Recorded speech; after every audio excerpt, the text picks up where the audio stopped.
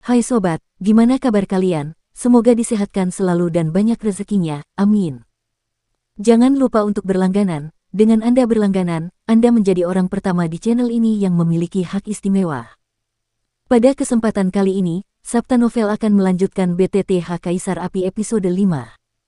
Untuk melihat video selengkapnya, sahabat bisa kunjungi playlist yang telah Mimin sediakan. Yuk mari, kita berimajinasi bersama dan masuk ke alur ceritanya.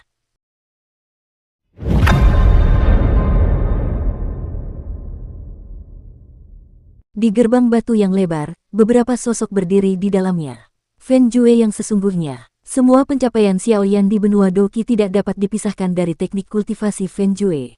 Meskipun tidak dapat dipisahkan dari usaha dan ketekunannya sendiri, siapa yang dapat mengatakan bahwa tidak ada Fen Jue seperti surga dan neraka?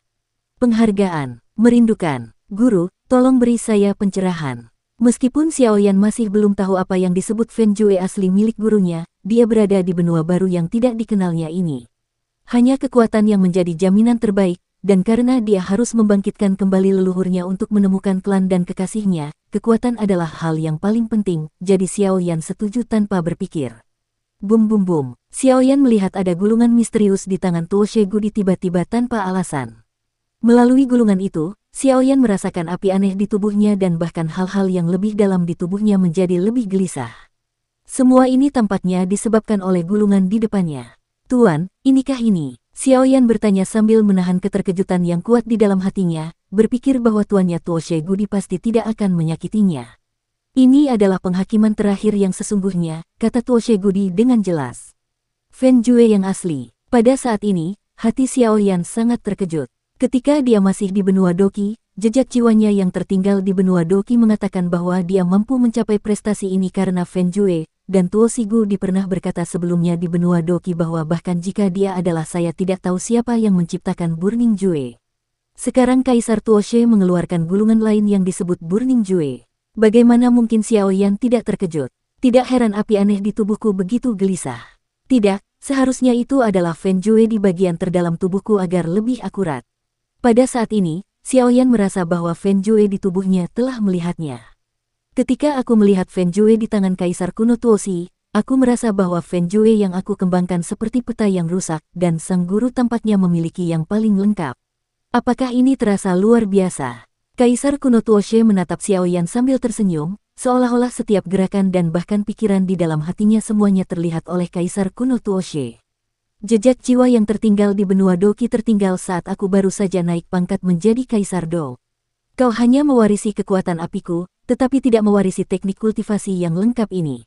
Setelah 10.000 tahun, ingatan klon dan kognisi hanya tersimpan sebelum aku naik pangkat menjadi Kaisar Do, dan karena sudah terlalu lama, aku hanya tahu sedikit hal. Sekarang aku memang begitu, tapi aku adalah kekuatan jiwa paling lengkap yang tersisa di dunia ini sebelum aku tertidur. Kaisar kuno Tuo She berkata perlahan kepada Xiaoyan. Apa yang dikatakan Kaisar Tuo She begitu jelas, Xiaoyan memahaminya saat ini. Mengapa Tuo She kuno tampak ragu-ragu untuk berbicara ketika menerima warisan di rumah gua Kaisar kuno Tuo She? Ternyata ingatannya tidak lengkap. Jejak avatar jiwa Kaisar kuno Tuo She di gua Kaisar kuno di benua Doqi hanya merekam ingatan Kaisar kuno Tuo She sendiri di benua Doqi, jadi dia tidak mengungkapkan terlalu banyak kepada Xiaoyan saat itu, karena tidak ada cara untuk membicarakannya.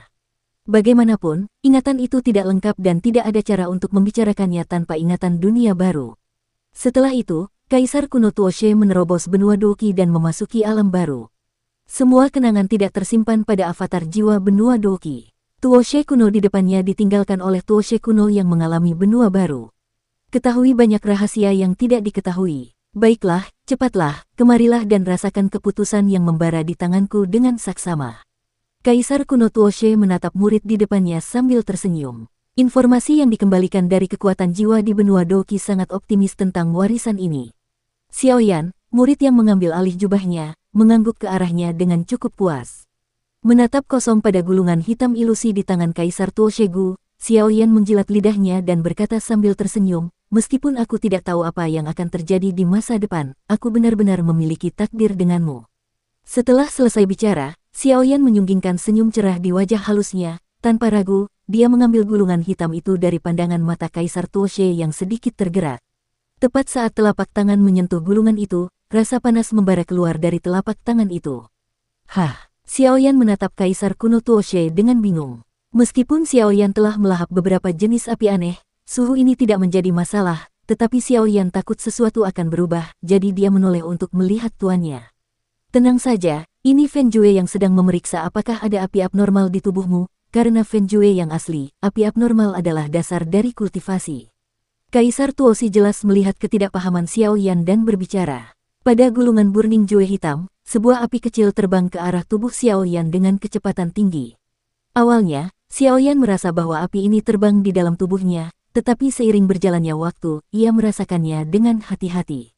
Tampaknya, seperti yang dikatakan gurunya, ia sedang memeriksa tubuhnya. Ketika api itu melayang ke dalam nasi yang berisi api aneh di dalam tubuhnya, dia menjadi tenang. Pada saat ini, rahasia di dalam tubuhnya terungkap tanpa syarat oleh gugusan api kecil ini. Mengetahui situasinya, Xiaoyan tidak terburu-buru, dan segera duduk dengan menyilangkan kaki, membiarkan api menjalar ke dalam tubuhnya. Api pun meninggalkan tubuh Xiaoyan setelah beberapa menit, dan kemudian kejadian Qi pun terjadi. Gulungan di tangan Xiaoyan tiba-tiba memancarkan cahaya yang menyilaukan, dan aura yang membuat Xiaoyan memberi penghormatan padanya, seolah-olah dunia dibayangi olehnya, meledak keluar dari gulungan itu, dan bahkan Kaisar kuno Tuoshe dan Raja Naga Emas yang sedang menutup merasakan napas dan sudut matanya sedikit basah, lalu sebuah pesan muncul di benak Xiaoyan.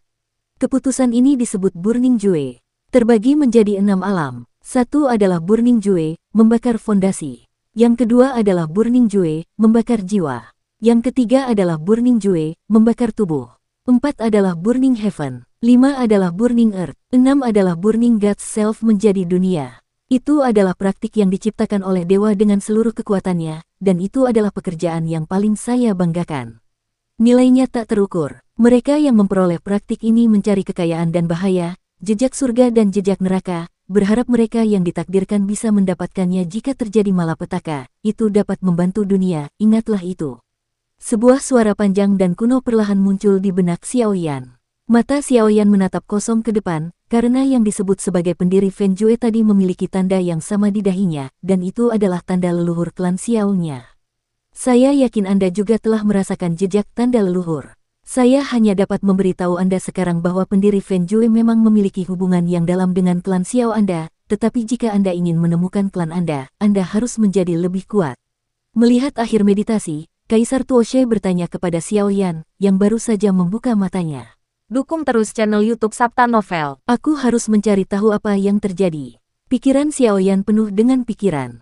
Sebelumnya, garis keturunan Dou di keluarga Xiaonya tiba-tiba jatuh, dan kemana orang-orangnya di benua Dou dipergi. Masih banyak misteri yang belum diketahui yang masih perlu ditemukan sendiri. Kaisar Tuoshe jelas tahu sesuatu, tetapi dia tidak menyebutkan Xiaoyan, jadi premis dari semua ini adalah memiliki kekuatan yang kuat. Xiaoyan mendesah penuh emosi, dan Fen Jue yang tertanam dalam benaknya pun berpikir sendiri.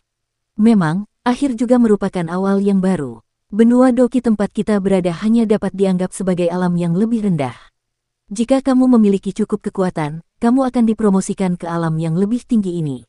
Aku juga terbakar untuk mencapai diriku yang sekarang. Aku ingin datang dari berbagai sisa.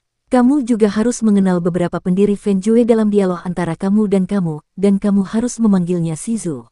Kaisar kuno Tuoshe tidak melihat gulungan hitam itu dan membungkuk dalam diam.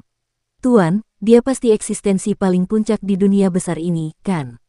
Xiaoyan dari keputusan pembakaran yang diciptakannya sendiri, dewa ini mengaku sebagai kata-kata seperti itu, ditambah mulut tuannya, dia bisa mendengar beberapa petunjuk, karena tuannya juga yang terbakar, dewa primitif yang baru saja terdengar dalam benaknya seharusnya adalah guru tuannya Tuoshe Gudi. Tuanku sendiri. Apa yang sebenarnya kau pikirkan adalah bahwa saat itu aku adalah api yang lahir di antara langit dan bumi, dan aku tidak ada hubungannya dengan dunia yang hebat ini. Aku baru saja memasuki benua Kaisar Dou, dan aku menyebabkan banyak masalah karena aku tidak tahu aturan dunia ini, tetapi aku beruntung bertemu dengan guru, jika bukan karena dia, aku tidak akan seperti ini hari ini. Batuk, lebih baik kau tidak tahu banyak hal, dan kau akan tahu secara alami ketika waktunya tepat. Kaisar Tuoshe mengucapkan beberapa patah kata dengan jelas karena kagum, dengan senyum ramah di wajahnya.